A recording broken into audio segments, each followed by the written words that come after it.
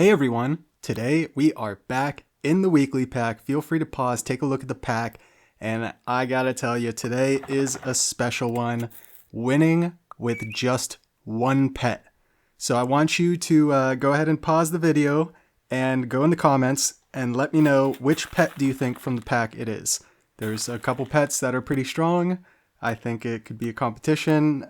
Maybe you see it, maybe you don't, but let me know what you think. So, winning with less than 5 pets. It's something I do quite often. It's pretty much the main playlist of my channel. I have a couple other playlists, but they're not, they don't have as many videos. Partly because I do this a lot. I have it a lot in the bonus clips of these runs with less than 5 pets.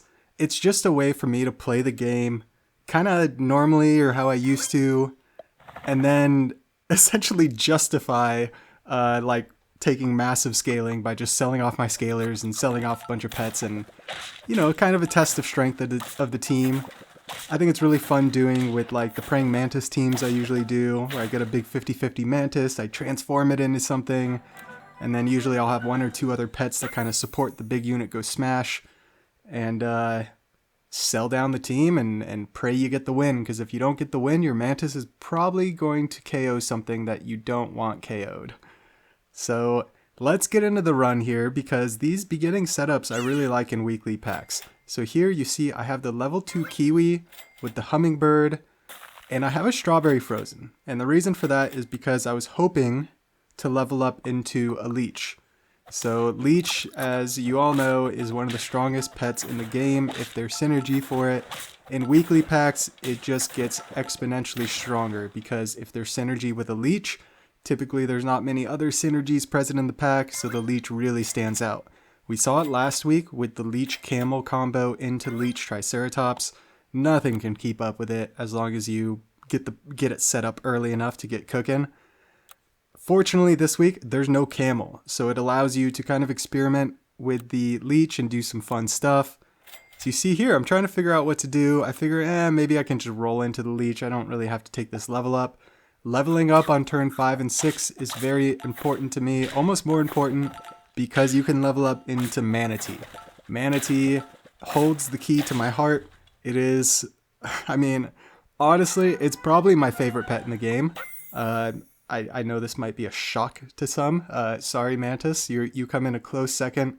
The Manatee, it's a scaler, which I love scaling, and you have to work for the scaling. It makes you work really hard sometimes. So in this pack, there's a lot of stuff to have fun with the Manatee. I believe in my previous weekly video, I had a really fun panther cauliflower run where I used a panther with the cauliflower to scale itself permanently in battle. It had some extra support because it's kind of hard to get cooking. So I had I think I had a manatee buffing it for a bit, or maybe a monkey. But it was a really, really fun run. In those bonus clips, I put all my 5-of-a-kind manatee grind thus far in there. And yeah, I pretty much gave up on going for the 5-of-a-kind manatee. Now I'm just going for having fun teams with manatee, kind of like manatee sugar glider, real velociraptor combos, and the Amargasaurus. The Amargasaurus is kind of a key unit to get going in between the silk moth and the real velociraptor pita bread setup. So if you sell your silk moth for an Amargasaurus, and actually on that note, sell the silk moth and the sugar glider for the Amargasaurus.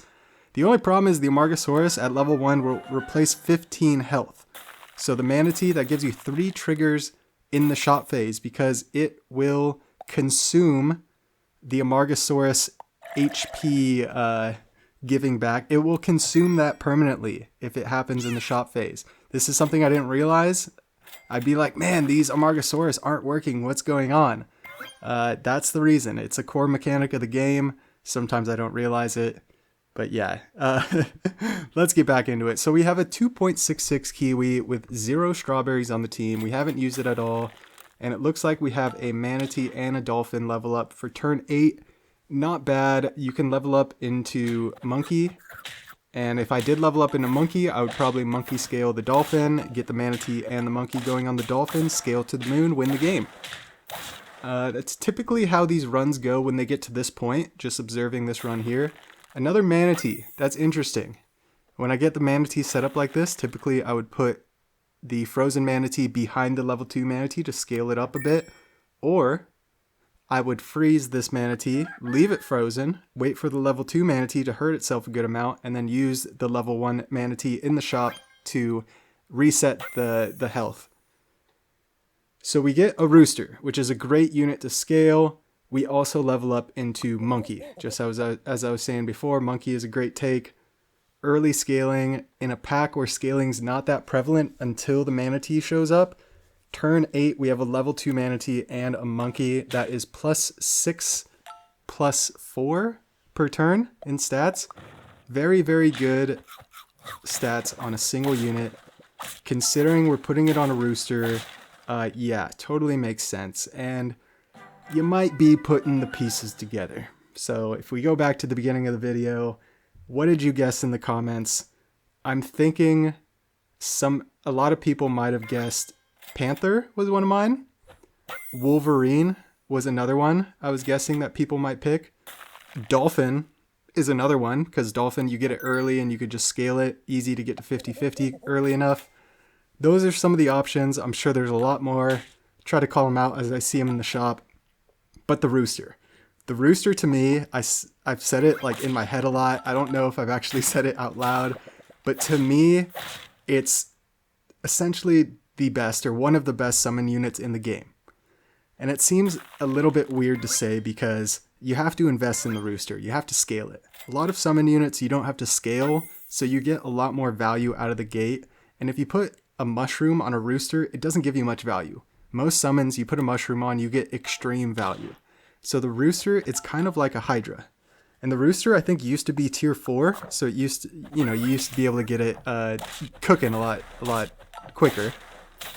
But the Hydra, right? You have a 50-50 level 3 Hydra. If the opponent doesn't have one, you're probably going to win the game. Like, it's so strong.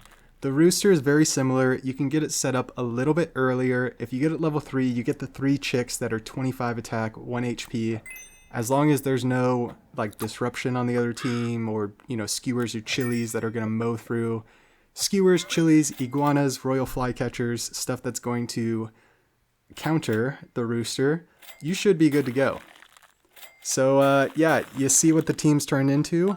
It's the absolute funnel. Funnel everything to the Rooster. When I get a team going like this, I would try to stat up the Manatee as well, assuming I'm going to be winning with 2 pets. Typically, I only look for 2 or 3 pet wins. Winning with 1 pet is very, very difficult. I think it's the most common with Rhino, specifically in Turtle Pack, but you also see it in custom packs or weekly packs as well. I will try to link videos in the description of anything I see out there that's winning with 1 pet. I meant to look it up before, I didn't, I apologize. So shout out to anybody in the past that's done it. I will have your videos linked in the description. So we're on 8 trophies, 4 hearts, turn 12. And that's an easy win, right? So it's turn 13. Typically this weekly, I'd say turn 16 plus is when it gets very, very scary, or when teams start to flip to like being kind of scary to, oh my god, what happened? So I freeze the real Velociraptor. And part of that is just preparing for the following turn, because we throw the salad and at this point we're done. I'm checking the pack for toys. I'm checking the pack for anything that could benefit me right now. There's nothing in the food shop that could benefit me. And I think the only toys in the pack are stuff that does not benefit me right now. I think there's 1 or 2 toys in the pack, if I'm not wrong. I might be wrong. There might not be any toys. Kind of blanking out now. So freeze real Velociraptor and a melon to throw on the real Velociraptor. Don't even freeze the pretzel. Probably would have been the best thing to freeze. There's no point in having a level 2 real Velociraptor, right? And then a Rooster shows up and I figure, okay, well, if we start losing, it's just going to be a 5-of-a-kind Rooster. I'm just going to start putting in Roosters and hoping that can get it done. Because typically in these teams, you lose by like 1 unit in the back. But we get it done. It's a very, very easy final victory, final battle. Winning with 1 pet, I actually don't know if I've ever done it before. So on that note, we're going to keep this streak rolling, winning with less than 5 pets. It's the theme of this video. We're going to have some great bonus clips here where we don't get 1 pet wins, but we win with 2, 3, 4 pets. And there's some good variation in here. The final bonus clip with the music, I just want to preview because I know a lot of people leave before that, which is fine. I mean, I totally expect that. But I do try to sneak some really cool clips in there. Clips that I'm like, man, I should really put some commentary over this and have this clip earlier. But I put them kind of as a reward to people who stick around for the music and hang out. So all these clips right here are really, really cool. Winning with less than 5 pets or just cool wins. The final bonus clip is why we can't have nice things. So you'll see I get these double leech team going where I'm having a lot of fun with them. I'm using one of the leeches to feint pets, feint a roadrunner, get a free attack and strawberry on the leech, then use a shoe bill to scale the leech further, remove the strawberry, find another roadrunner, stuff like that. I'm kind of blanking out on the other pets I was feinting in the pack here, but yeah, that final bonus clip, I go for feinting a level 2 Nessie to get a big Nessie boat. And I actually just roll the whole turn down, 10 rolls before feinting the Nessie, so I get a big Nessie boat, and then I go on and try to get the win. And the run goes so well that I figure, yeah, this is gonna win. I think I get the Nessie boat to level 3. I'm not sure if I got it level 3. But I decide to get another secret achievement pet in the works. When you have a double leech and you're feinting stuff, it's really easy to feint pets and get a secret achievement pet going. So I went for the double secret achievement pet. I have all the achievements already, so I'm just messing around, having fun. I thought it'd be funny to win with 2 pets that you wouldn't expect. One being a Nessie boat, the other being to be determined. I'll let you, I don't want to spoil that. So yeah, we got the level 2 real Velociraptor with the 2 melons, so it totally makes sense to keep, but I decide, you know what, we have a level 3 43 attack leopard, we have a level 3 34 attack dolphin, we're sniping, let's see what happens. It's a big fairy armadillo, they have 50 health, luckily we trade with the leopard, the snipes clear everything else but a small manatee. Oh, poor manatee, our dolphin cleans it up, winning with 2 pets. Let's freaking go. Could not believe it. Here we go. We're getting into the double leech. I'm rambling a lot. I hope people are following. I typically feel like I do a little bit better at my rambling, but regardless, it's what we signed up for, and I don't think anybody asked for it, but it's what we get. So we're gonna roll with it. So what do we got here? Level 3 Triceratops with level 2 Tuna double leech. Using the level 2 leech to hurt our level 3 Triceratops. Considering we don't have an Amargasaurus, a very interesting decision. So this level 3 Triceratops in the front is a ticking time bomb. We need to throw food on it to get health back, or we need to find pita bread. So I decided to throw pita bread onto the tuna instead of the Triceratops. So we have to find a pita bread next turn for this Triceratops. If we don't, it's going away. But as I mentioned, sometimes it's part of my plan to, I'm doing these things intentionally. So yeah, leaving the 2 real Velociraptors frozen because all we care about is pita bread. Tuna level 3 would be great. A lot of these runs, I commit to big tuna and then I don't get it level 3 and I'm just thinking, why am I doing this big tuna if I don't get it level 3? Right? It's like, come on, you gotta just push it level 3. And there's another one. Luckily found the pita bread, freeze a melon, and you see the level 2 leech has the strawberry. That's from a roadrunner. So I thought it was really cool. You either use the roadrunners to get the attack early, or you use the kiwi. So kiwi strawberry, the leech gets the health, the kiwi gives it the attack. Such a cool combo.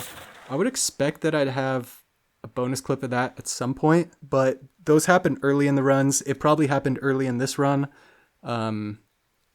And so, yeah, unless it happens in a main run, I guess we're not going to see it. So 9 trophies, 3 hearts, turn 15. So like a decent pace for the run. We sell the level 3 Triceratops. I mean, absolutely insane in my mind. The level 1.5 real Velociraptor we just bought is actually great considering we bought these melons. And we still have the leech tuna combo. It looks like our big level 2 leech is just going to sit in the front.